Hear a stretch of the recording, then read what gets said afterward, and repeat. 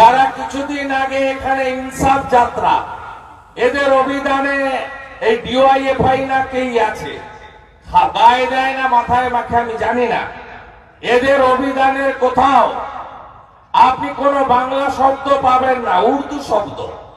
ইনসাফ যাত্রা এ বাংলা টাংলাতে নাই এরা, এদের তো এমনি বাপ ঠাকুরদা সব চিনে থাকে জানেন। এরা পশ্চিমবঙ্গে লেনা দেনার কোনো ব্যাপার নেই। এরা নেতাজিকে তোজর কুকুর বলেছিল, রবীন্দ্রনাথ ঠাকুরকে বুর্জোয়া কবি বলেছিল। এদের ইতিমধ্যে 4 বার একসঙ্গে বিরিয়ানি খাওয়া হয়েছে। পাটনাতে বিরিয়ানি খেয়েছে, বাঙ্গালুরুতে বিরিয়ানি খেয়েছে, মুম্বাইতে বিরিয়ানি খেয়েছে, আর কিছুদিন আগে সোনিয়া গান্ধীর সঙ্গে মমতা ব্যানার্জির সঙ্গে তার চোর কয়লা ভাইপোর সঙ্গে দিল্লিতে বসে সীতারাম ইয়েচুরি মানে মীনাক্ষীর জ্যাঠা তিনি বসে ওখানে সমস্ত রকম করে এসে এখানে নাটকবাজি হচ্ছে। নাটকবাজি করে গেছেন বারুইপুরে।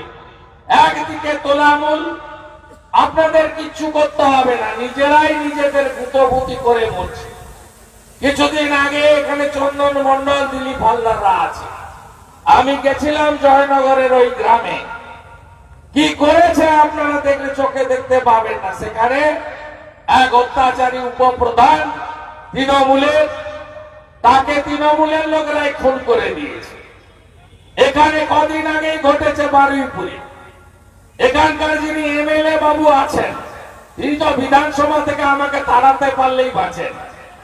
তিনি বিধানসভা থেকে আমাকে তাড়াতে পারলেই বাঁচেন। এমএলএ বাবু তিনি এখানে এসেছিলেন, এসে বলে গেছেন সিপিএম সামনে, পিছনে বিজেপি আছে খুনের পিছনে।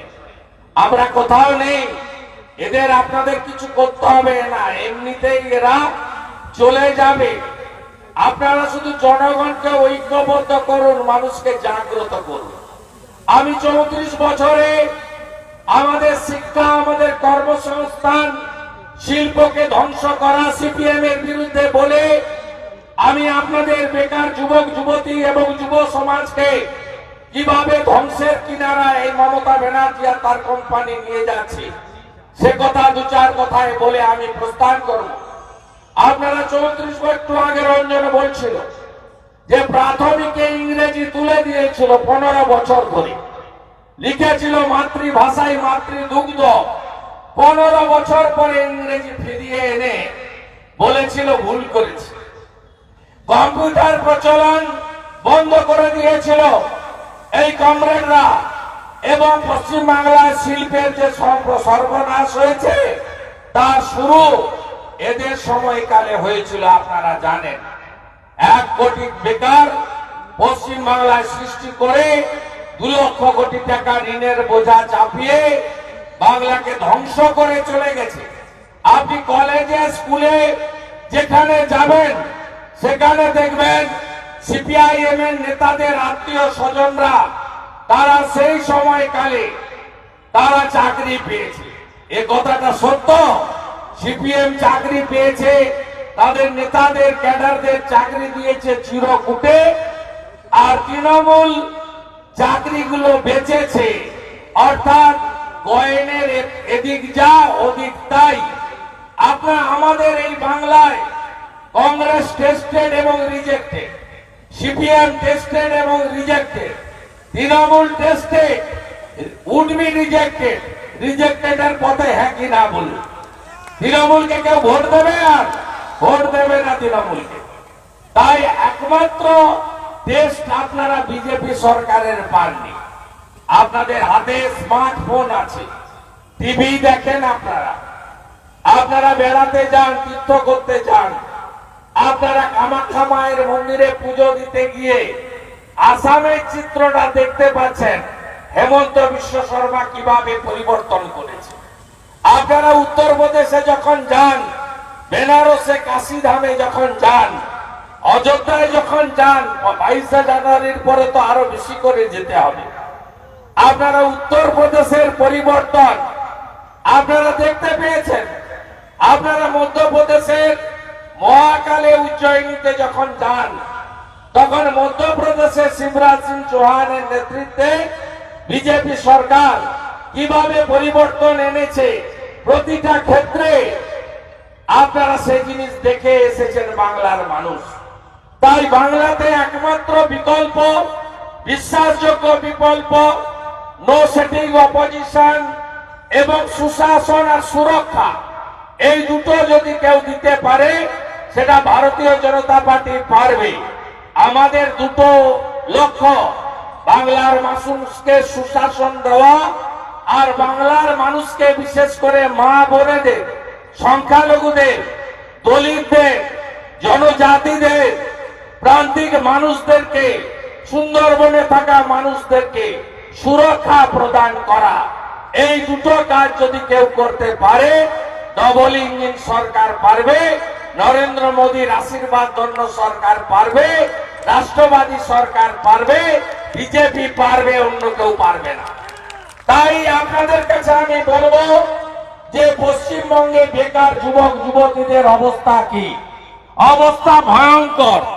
পশ্চিম বাংলার এই বর্তমান মুখ্যমন্ত্রী, যিনি আমার কাছে নন্দীগ্রামে 1956 ভোটে হেরেছেন, মানে কম্পার্টমেন্টাল মুখ্যমন্ত্রী, সেই মুখ্যমন্ত্রী ভোটের আগে বলেছিলেন যে আমি ডবল ডবল চাকরি দেব। আপনি বলুন তো, বিগত দিনে আজ থেকে 50-100 বছর আগে বাড়ির ছেলেকে মেয়েকে শিক্ষাদান করা হতো কেন? তার জ্ঞানার্জনের জন্য। এখন শিক্ষাদান করা হয় কেন? যাতে সে একটু উপযুক্ত কর্মসংস্থান পায়, তার পরিবারের এবং সমাজের অর্থনৈতিক দায়িত্ব নিতে পারে। আপনি পশ্চিমবঙ্গে বলুন, গত 12.5 বছরে চাকরি কোথায়? কে চাকরি পেয়েছে? কেউ চাকরি পায়নি। আমি মমতা ব্যানার্জির মন্ত্রিসভার অত্যন্ত গুরুত্বপূর্ণ 3-4টি দপ্তরের মন্ত্রী ছিলাম। 4 বছরেরও বেশি সময় আমি মন্ত্রী ছিলাম। এর অর্থমন্ত্রী যিনি ছিলেন, এখন মুখ্যমন্ত্রীর অ্যাডভাইজার, মন্ত্রীর সমান মর্যাদা পান ডক্টর অমিত মিত্র। তিনি প্রত্যেকটা ক্যাবিনেটে তিনি যত পদ আছে সবগুলো অবলম্বী ঘটিয়েছে। পশ্চিমবঙ্গে এই মুহূর্তে ভ্যাকেন্সি কত? 30 লক্ষ ভ্যাকেন্সি। সরকারি কর্মচারী, পুলিশ, শিক্ষক, শিক্ষাকর্মী, অধ্যাপক সব মিলিয়ে 30 লক্ষের বেশি কর্মসংস্থান আজকে পশ্চিমবাংলায় রাজ্য সরকার করতে পারেনি। এর মধ্যে 6 লক্ষ পোস্ট অবলুপ্ত করা হয়েছে ক্যাবিনেটের সিদ্ধান্ত। সেই 6 লক্ষ পোস্ট অবলুপ্ত করে তাদের চাকরি দেওয়া হয়েছে। চাকরি দেওয়া হয়েছে কন্ট্রাকচুয়াল, সর্বোচ্চ 12,000 টাকার বেতনে কন্ট্রাকচুয়াল, যাদের প্রতি বছর রিনিউয়াল হয়, পেনশন, পিএফ, গ্র্যাচুইটির কোনো ভবিষ্যৎ নেই। 12,000 টাকা অ্যাপয়েন্টমেন্ট হয়েছে 30,000। এই 30,000 কারা? 30,000 হলেন তারা যারা টাকা দিতে পেরেছেন ন্যূনতম 5 লক্ষ টাকা। আর কারা? যারা বিজেপির পতাকা ছিঁড়ে, বিজেপির মিছিল আটকায়, পঞ্চায়েতের পুলিশকে সাথে নিয়ে ভোট লুট করে, পৌরসভা ভোটে ইভিএম বদলায়। এই লোকগুলো কারা? আপনারা এখানেই জানেন। বাড়ির উপরে এখানে কন্ট্রাকচুয়াল হিসেবে পুরসভাতেই বলুন বা বিধায়ক যিনি আছেন তার সুপারিশে যারা যোগ দিয়েছে সব পার্টি ক্যাডার, নইলে টাকা নিয়ে চাকরি দেওয়া হয়েছে। পশ্চিমবাংলায় একমাত্র রাজ্য যে রাজ্যে 1,500 টাকা বেতন পায় বোনেরা, প্রাণী মিত্রা। আজকে অ্যানিমেল হাজবেন্ডারি ডিপার্টমেন্টে কোন পশু চিকিৎসক দেওয়া হয়নি। এই 1,500 টাকা মাত্র পায় আমার বোন দিদিরা, তারা কাজ করছে।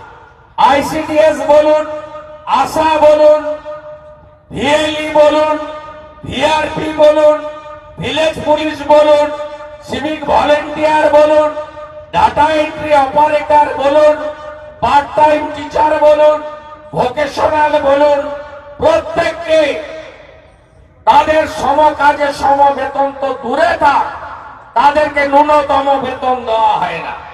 আজকে আশা কর্মীরা মধ্যপ্রদেশে